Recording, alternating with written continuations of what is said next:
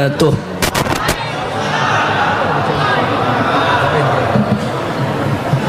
Alhamdulillah,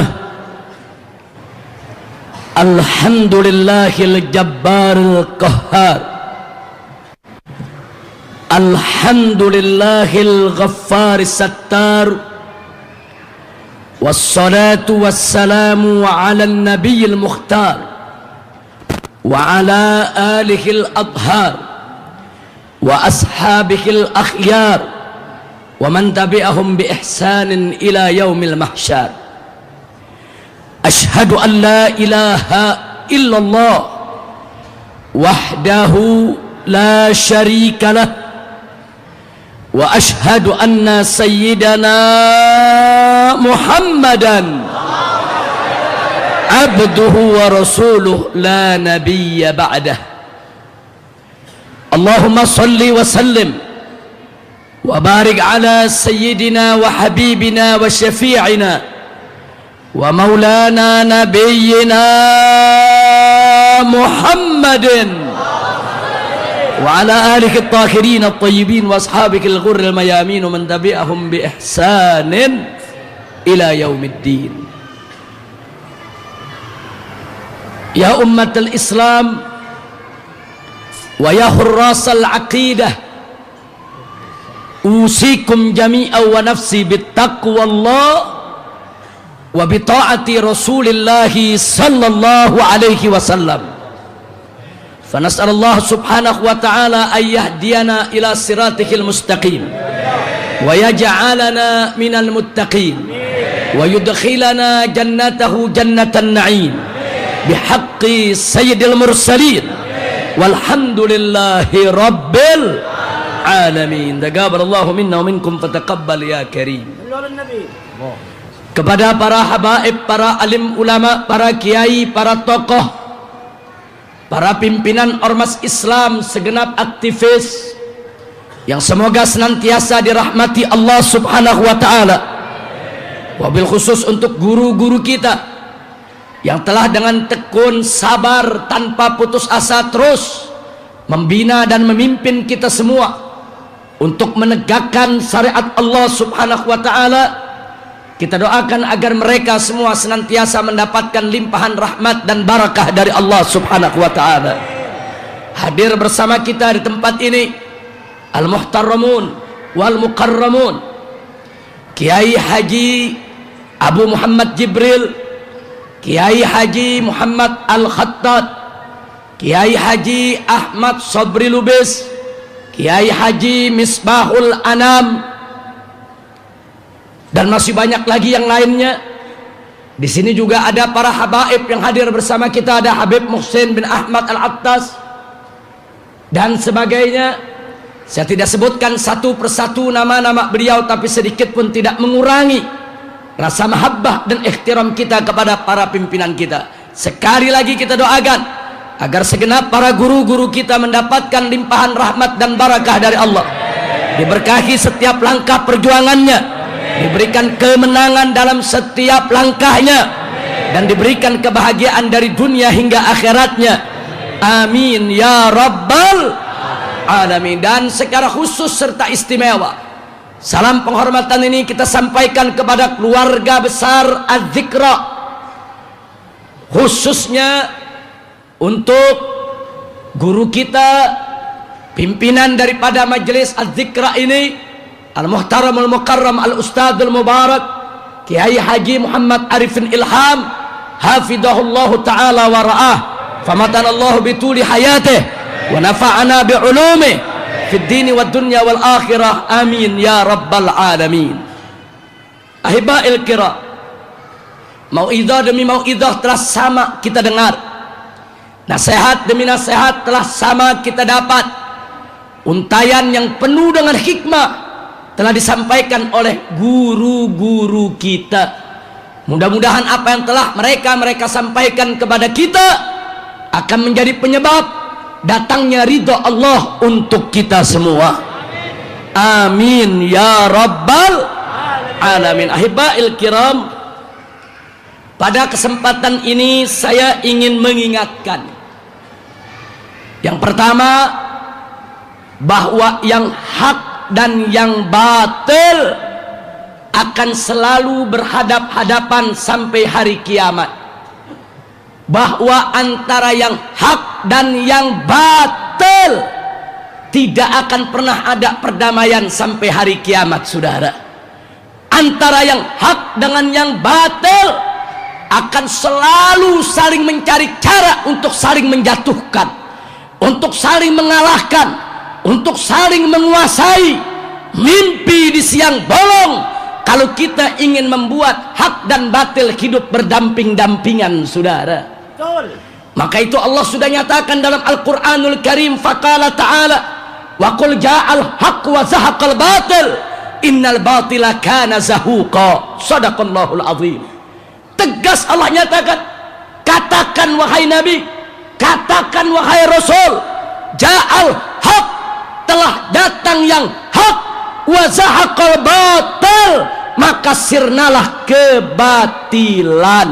Innal batila kana zahuqa, sesungguhnya kebatilan pasti akan sirna. Saudara, untuk memahami ayat ini jangan hanya mengambil penggalan akhir, jangan hanya mengambil innal batila kana zahuqa, sesungguhnya kebatilan itu pasti sirna, sehingga dijadikan alasan oleh sementara orang untuk tidak bangkit berjuang melawan kebatilan, saudara. Tatkala mereka diajak untuk memerangi kebatilan, apa jawab mereka? Tidak usah repot-repot memerangi kebatilan. Innal batila kana zahuqa, sesungguhnya kebatilan pasti akan sirna. Itu sudah janji Allah, kata dia. Ittaqullah, takutlah kepada Allah, jangan sembarangan untuk memutarbalikan ayat. Ayat ini, saudara, tidak boleh dijadikan alasan untuk duduk berpangku tangan, membiarkan kebatilan merajalela di hadapan kita. Haram. Tapi bacalah secara utuh. Allah menyatakan wa qul ja'al haq wa zahaqal batil. Ja'al haq wa zahaqal batil. Ja'al haq wa zahaqal batil. Datang yang hak, sirna yang batil. Datang yang hak, lenyap yang batil. Datang yang hak, hilang yang batil. Artinya kelenyapan kebatilan, sirnanya kebatilan, lenyapnya kebatilan, hilangnya kebatilan diikat, disyaratkan dengan datangnya yang hak, saudara. Jadi kalau yang hak tidak pernah disuarakan, yang hak tidak pernah ditegakkan, yang hak tidak pernah diperjuangkan, yang hak tidak pernah dilaksanakan, mimpi di siang bolong. Kalau yang batil akan sirna dari depan kita, saudara. Takbir. Dulu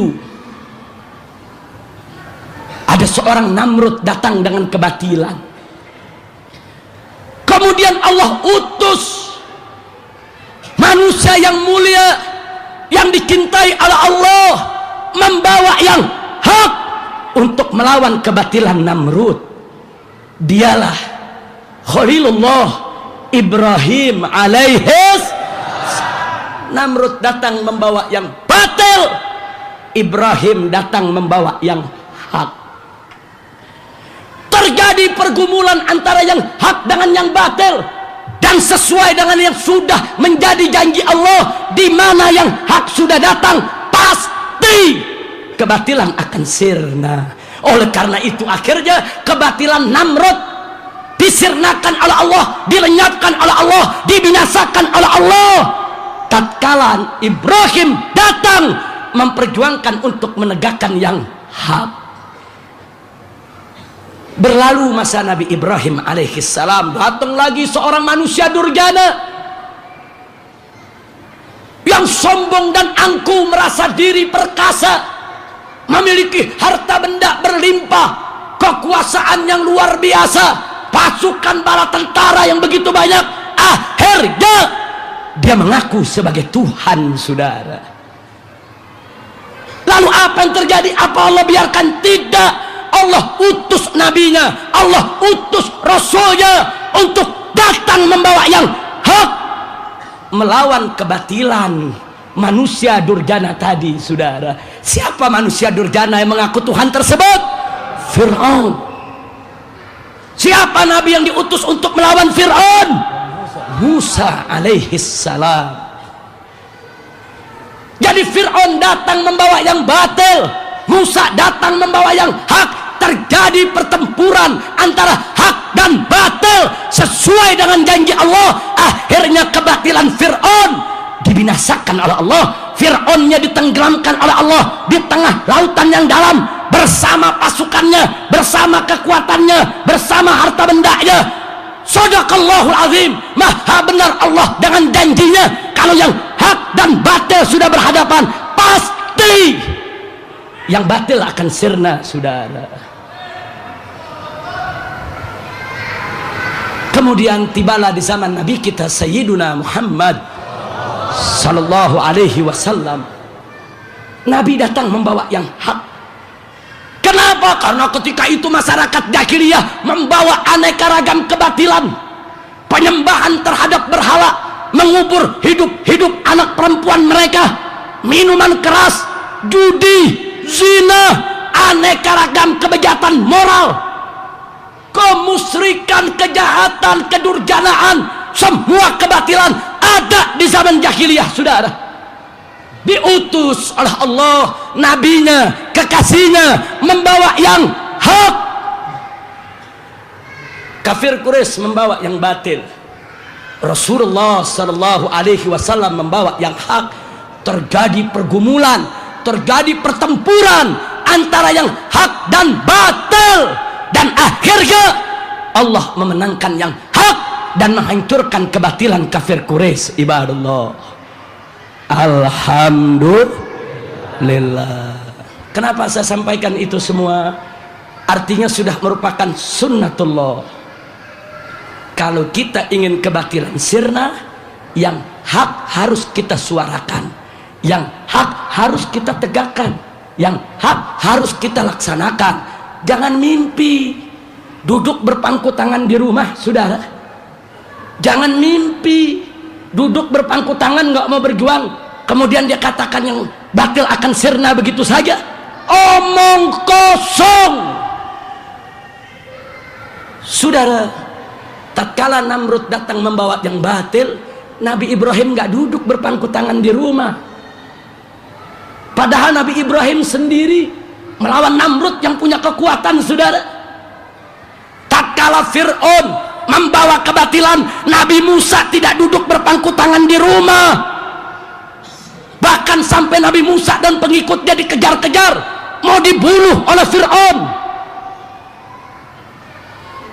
Begitu juga orang-orang kafir Quraisy tatkala datang membawa kebatilan, Nabi kita Sayyiduna Muhammad sallallahu alaihi wasallam tidak hanya duduk di rumah.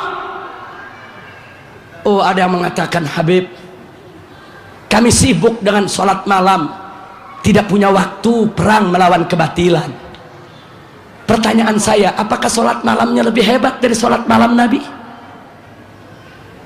Habib, kami sibuk dengan puasa setiap hari, sehingga kami tidak punya waktu untuk turun ke jalan perang melawan kebatilan. Saya mau tanya, apa puasanya lebih bagus dari puasanya Nabi? Habib, kami sibuk dengan zikir, dengan wirid, dengan hizib. Kami nggak punya waktu untuk menyuarakan melawan kebatilan. Apakah zikirnya lebih banyak dari zikirnya Nabi? Apakah wiridnya lebih hebat dari wiridnya Nabi? Rasulullah sallallahu alaihi wasallam uswatun hasanah, suri tauladan yang baik di setiap aspek kehidupan. Sholatnya paling bagus, puasanya paling bagus, zikirnya paling bagus, zuhudnya paling bagus, tahajudnya paling bagus, aneka ragam amal ibadahnya paling bagus. Tapi sungguh pun begitu, Nabi tidak pernah melupakan untuk turun menegakkan amar ma'ruf nahi munkar, saudara. Takbir. Dan Nabi juga tidak lupa untuk mencabut pedangnya, mengangkat senjatanya tatkala dibutuhkan untuk membela agama. Jadi jangan sholat malam dijadikan alasan, Jangan sibuk berzikir dan wirid dijadikan alasan. Jangan, saudara. Ada kemungkaran di sekitar kita yang tidak boleh dibiarkan. Kewajiban kita bersama untuk melawan itu semua. Semoga Allah memberikan kemenangan. Amin ya rabbal alamin. Ingat, kewajiban kita berjuang, bukan menang, saudara. Bukan. Maka itu saya teringat tatkala Sayyidina Abu Bakar Siddiq radhiyallahu taala anhu memutuskan untuk memerangi orang-orang yang menolak membayar zakat, saudara, dengan mengatakan zakat itu sudah tidak menjadi kewajiban agama lagi. Kemudian Sayyidina Abu Bakar Siddiq radhiyallahu taala anhu memutuskan untuk memerangi mereka. Sayyidina Abu Bakar mendapat protes dari sahabat setianya, juga sahabat setia Nabi, yaitu Sayyidina Umar ibn Khattab radhiyallahu taala anhu. Apa kata Sayyidina Umar? Ya khalifata Rasulullah, wahai khalifahnya Rasulullah, wahai Abu Bakar Siddiq, ittaqillah, takutlah engkau kepada Allah. Bagaimana kita memerangi mereka sementara mereka yashhadu an la ilaha illallah wa anna Muhammadar Rasulullah, sementara mereka masih memberikan kesaksian, masih mengucapkan 2 kalimat syahadat, mereka masih menegakkan sholat, mereka masih puasa Ramadan. Kenapa kita perangi mereka? Singkat cerita, saudara, setelah Sayyidina Abu Bakar Siddiq menyampaikan alasannya, tapi yang menarik adalah pada akhir apa beliau katakan? Beliau katakan, wallahi ya Umar, demi Allah hai Umar, andai kata aku hanya seorang diri, tetap aku akan perangi mereka agar mereka kembali ke jalan Allah. Walaupun sendirian, saudara. Sayyidina Abu Bakar tidak peduli, karena beliau yakin ini adalah perjuangan yang hak, yang mereka harus dikembalikan kepada yang hak, tidak boleh kompromi dengan kebatilan. Makanya beliau katakan, walaupun aku sendiri ya Umar, walaupun satu Madinah nggak ada yang ikut, aku sendirian perang, tetap aku perangi mereka agar mereka kembali ke jalan Allah. Setelah Sayyidina Abu Bakar mengatakan sedemikian rupa, Sayyidina Umar ibn Khattab radhiyallahu taala anhu tidak ada pilihan kecuali sam'an wa ta'ah. Kami dengar, kami taat ya Abu Bakrin. Singkat cerita, Sayyidina Abu Bakar wafat, Sayyidina Umar menjadi khalifah. Lalu tatkala Sayyidina Umar menjadi khalifah, apa beliau katakan? Laulah Abu Bakar, andai kata tidak ada Abu Bakar dulu, niscaya syariat zakat sudah hilang, tidak diamalkan orang. Masya Allah. Artinya di belakang hari kemudian Sayyidina Umar mengakui bahwa kegigihan Abu Bakar di jalan yang benar, sikap Abu Bakar adalah benar, putusan Abu Bakar adalah benar, bahwa kebatilan tidak boleh diajak kompromi, kebatilan harus dilawan, kebatilan harus dimusnahkan, yang hak harus disuarakan dan diperjuangkan, saudara. Takbir.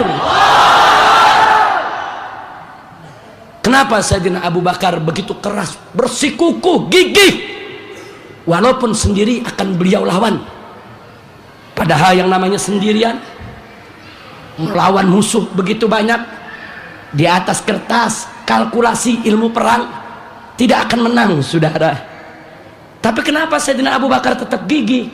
Jawabnya seperti yang saya katakan tadi, kewajiban kita berjuang, bukan menang, saudara.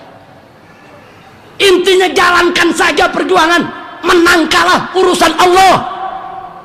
Itu yang dijalankan oleh Sayyidina Abu Bakar Siddiq, karena keimanannya yang kuat, keikhlasannya yang luar biasa, ketakwaannya yang tinggi. Allah berikan anugerah berupa kemenangan. Jadi kemenangan itu adalah minhatun ilahiyah, anugerah ilahi, saudara. Manakala kita sudah berjuang, manakala kita sudah menjalankan kewajiban dengan ikhlas karena Allah, enggak usah khawatir, kemenangan akan menjemput kita, saudara. Kenapa? Karena Allah berjanji dalam ayat yang lain, faqala ta'ala in tansurullah yansurkum wa yutsabbit aqdamakum. Allah yang menyatakan dalam Al-Quran, jika kamu sekalian menolong Allah, membela Allah, memenangkan agama Allah, yansurkum, niscaya Allah pasti memenangkan kamu sekalian. Ini janji Allah, saudara. Maka itu dalam perjuangan yang penting adalah satu, laksanakan saja kewajiban kita dengan syarat ikhlas mencari ridha Allah. Soal menang kalah, serahkan saja kepada Allah. Fa idza azamta fatawakkal 'ala Allah. Kalau kau sudah membulatkan tekad, maka tawakallah, serahkan kepada Allah tentang hasilnya. Alhamdulillah. Nah, saudara, kalau begitu, akhirnya saya ingin menyampaikan di sini, kami semua yang hadir di sini bangga dengan anak-anak muda kita yang hadir memenuhi masjid ini, yang tujuannya datang kemari bukan hanya sekedar untuk zikir dan doa, bukan hanya sekedar untuk mendengarkan tausiah, tapi niat kita datang kemari sekaligus untuk melihat sendiri, mengontrol, mengawasi, memastikan bahwa di gedung seberang sana sentral, saudara, yaitu di Sentul International Convention Center, tidak diadakan acara Miss World, yang mana kalau itu diadakan pada malam hari ini juga kita sudah bulatkan tekad akan kita serbu, kita bubarkan, saudara, secara bersama-sama. Takbir, takbir, takbir, Allahu Akbar. Allah Maha tahu tentang kita punya niat, saudara. Niat kita semua sudah dicatat oleh Allah. Tapi jangan lupa ikhlaskan hanya untuk mencari ridha Allah. Terus ada yang mengatakan, kalau begitu apakah perjuangan berhenti sampai di sini? Tidak. Siapa bilang perjuangan berhenti sampai di sini, saudara? Forum umat Islam yang dimotori, saudara, oleh Kiai Haji Muhammad Al-Khattab dan semua pimpinan ormas-ormas Islam sudah membuat laporan ke Markas Besar Kepolisian Republik Indonesia. Kita sudah buat laporan dan pelapor kita sudah di BAP di Mabes Polri. Kita menuntut kepada pihak kepolisian untuk segera memeriksa, menyidik, menangkap, menjebloskan ke penjara Haritanu dan gerombolannya, saudara. Takbir. Kenapa? Yang pertama, ada lebih dari 10 aturan dilanggar oleh panitia Miss World saat mereka melaksanakan Miss World di Indonesia, saudara. Ormas Islam melanggar satu aturan aja langsung ditangkap, saudara. Betul? Betul? FPI langgar satu aturan, ditangkap tidak? MMI langgar satu aturan, ditangkap tidak?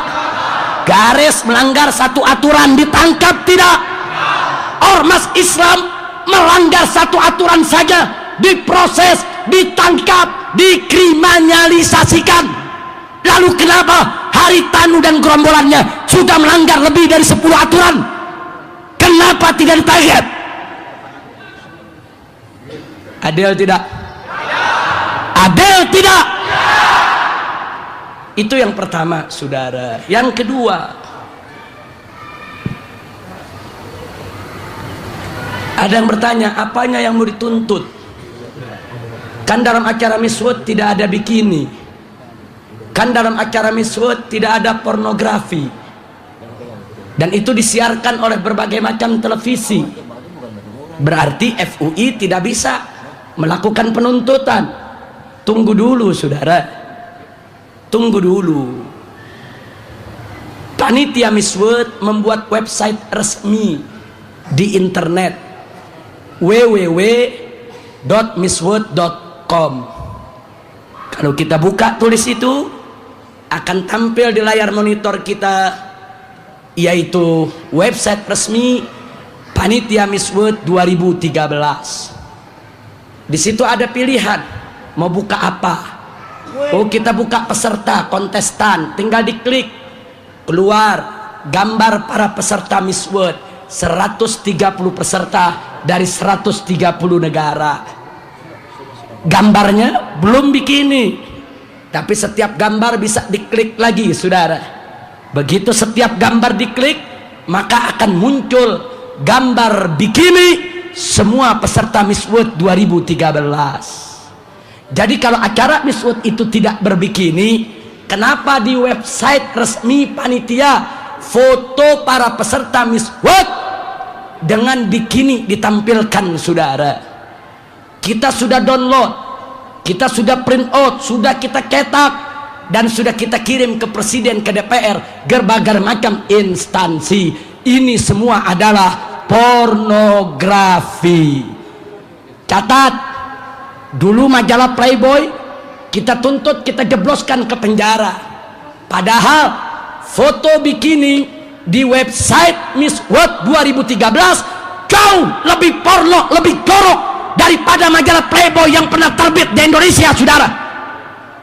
Jadi kalau pemilik Playboy bisa kita seret ke pengadilan, bisa kita jebloskan ke penjara, kenapa Haritanu harus tidak bisa? Takbir.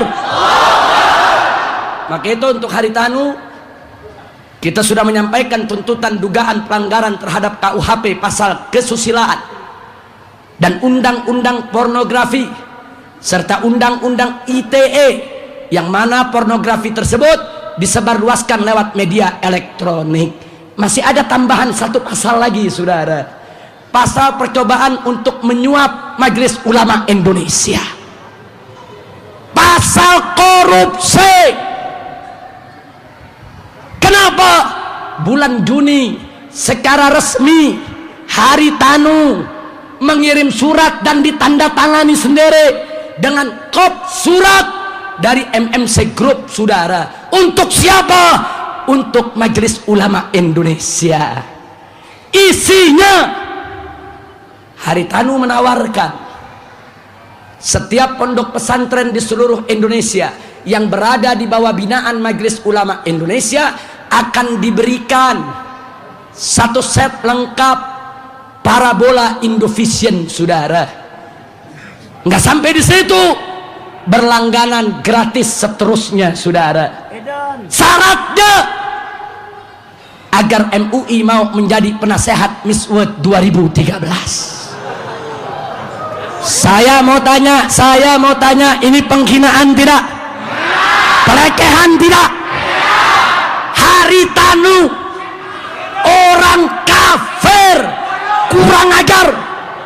Dia mencoba untuk menyuap ulama kita, majelis ulama kita, biadab. Saya mau tanya sama yang hadir semua. Haritanu menawarkan kalau MUI mau jadi penasehat Miss World nanti dikasih parabola. Saya mau tanya, itu nyogok bukan? Nyuap bukan? Kurang ajar tidak? Biadab tidak? Takbir. Ini juga suratnya sudah kita berikan ke Mabes Polri. Kita melaporkan, ini nggak boleh dibiarkan, saudara. Semalam di TV panitia Miss World mengatakan yang menolak itu kan cuma segelintir orang, minoritas. Kutil babi,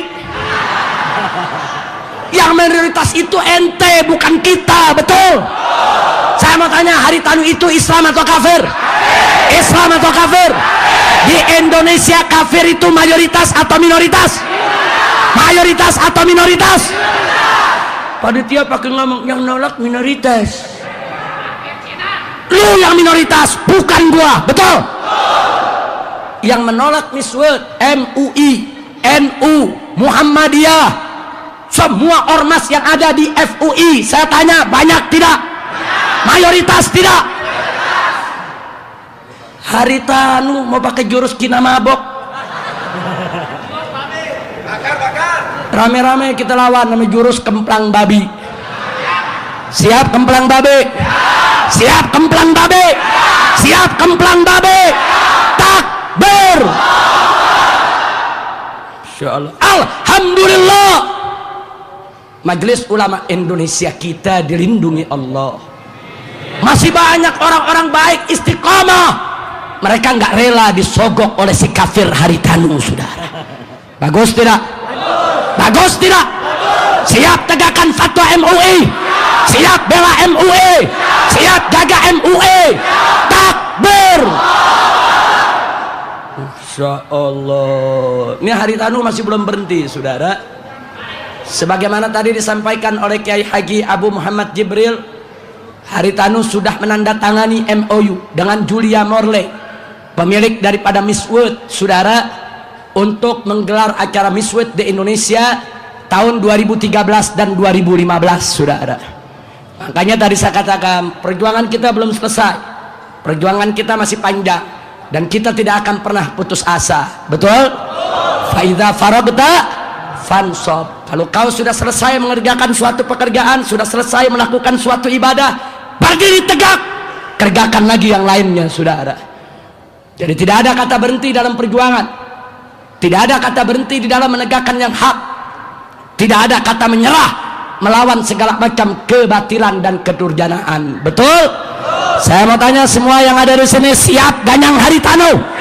Siap ganyang Haritanu? Siap bubarkan Miss World? Takbir, takbir, sallu ala nabi. Nah, sebelum saya akhiri, betul tadi yang dikatakan orang tua kita Kiai Haji Ahmad Khalil Ridwan. Saya garis bawahi apa yang beliau sampaikan, di mana beliau mengajak kita semua, kalau negara ini ingin beres, ingin benar, kita semua harus rebut kekuasaan. Sebab memang capek kalau begini terus, saudara. Sekarang Miss World diizinkan, besok jangan-jangan Miss Payudara diizinkan juga, nanti ada Miss jorok yang lainnya, saudara. Jadi sampai kapan maksiat ini dibiarkan? Jadi capek, karena yang memimpin negeri ini orang yang tidak suka syariat, karena yang duduk di DPR sana mayoritas tidak suka syariat, karena mereka yang membuat undang-undang yang anti syariat. Jadi kalau ini terus menerus dibiarkan, saudara, ya kita terus menerus yang akan kecapean memperjuangkannya. Betul? Betul? Tapi kalau pemimpin negeri ini cinta syariat, DPR-nya cinta syariat, pejabatnya cinta syariat, maka besok syariat akan tegak di bumi Indonesia, saudara. Siap tegakkan syariat Islam, siap tegakkan syariat Islam. Kalau syariat Islam tegak di Indonesia, Miss World nggak bakal ada, saudara. Betul? Betul? Liberal nggak bakal berani kurang ajar. Betul? Betul? Insya Allah, ini gara-gara nggak pakai syariat, saudara. Liberal makin kurang ajar, Ahmadiyah makin merajalela, yang ngaku nabi makin banyak, saudara. Coba lihat, sampai tukang las ngaku nabi juga.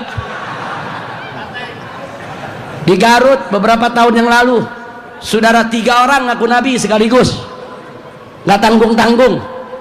Orang Cirebon nggak mau kalah, ngaku Tuhan. Ditangkap sama polisi, diperiksa, ditanya, kenapa kau ngaku Tuhan? Apa jawabnya? Habis bagaimana, Pak? Yang ngaku nabi udah kebanyakan. Saya mau tanya, ini negara kacau tidak? Kacau tidak? Kacau tidak? Itulah Indonesia.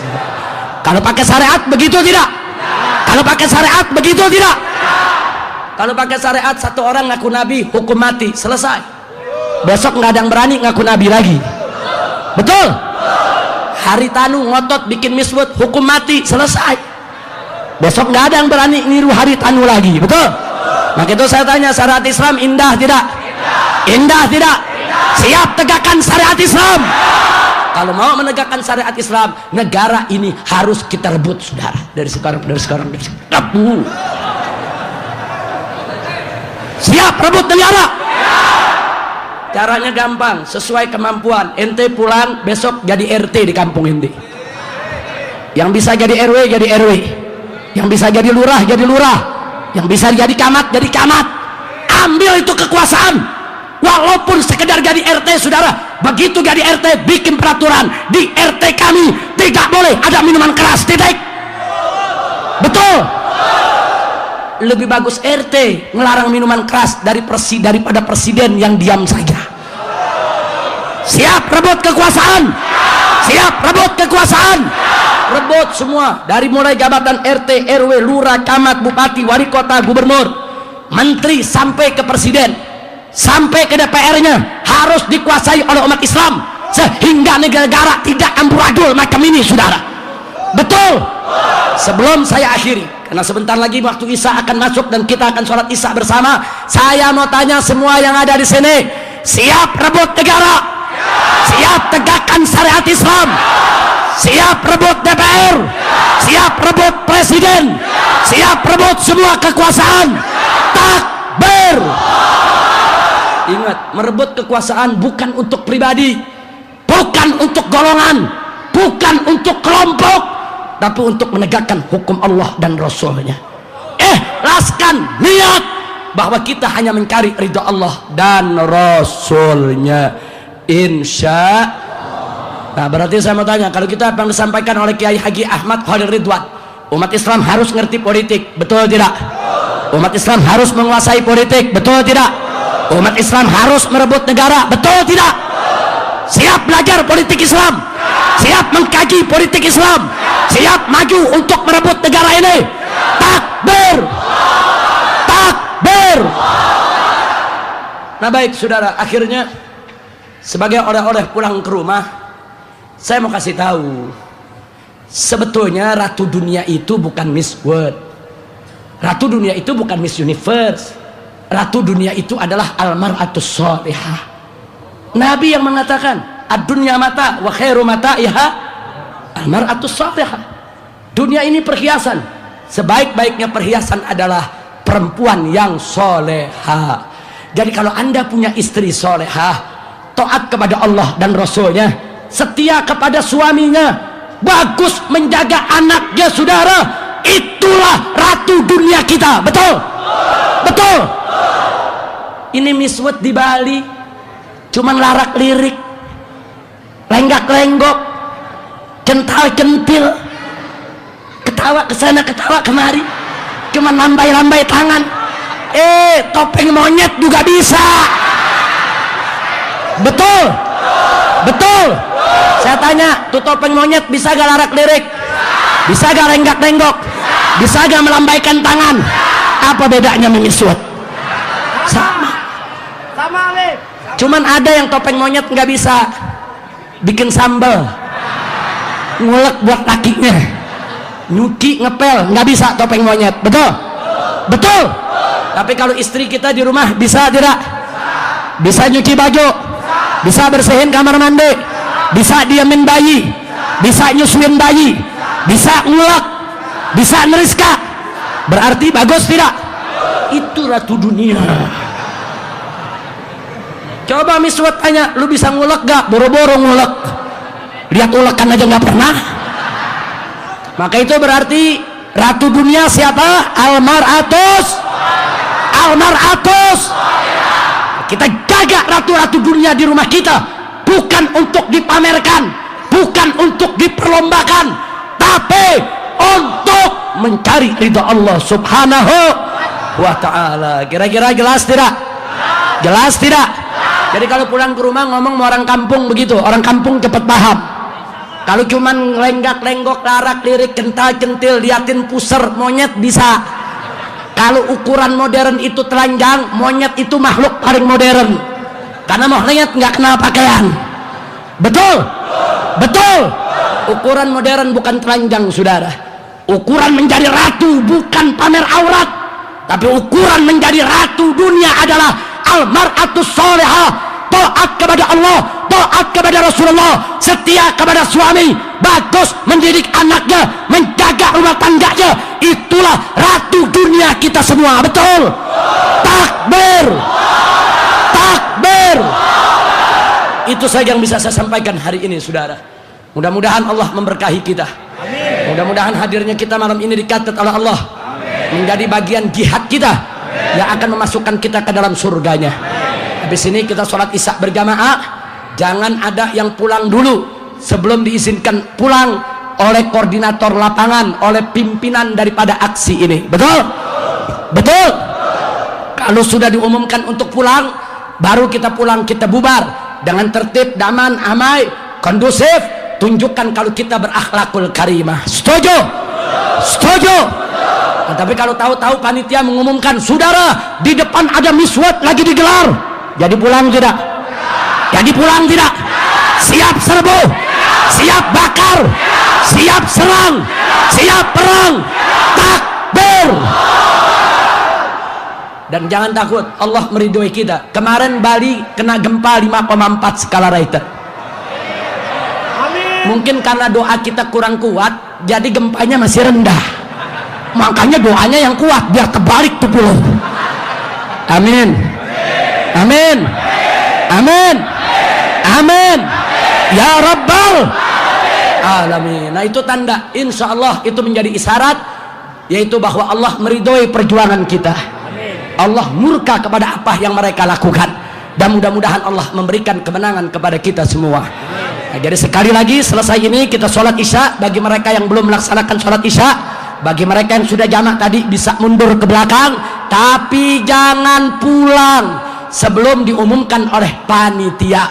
Nanti begitu panitia mengumumkan, saudara, maka nanti akan kita dengar suara-suara ledakan di sekitar ini, saudara, sebagai tanda bahwa kita siap perang kapan saja terhadap kebatilan.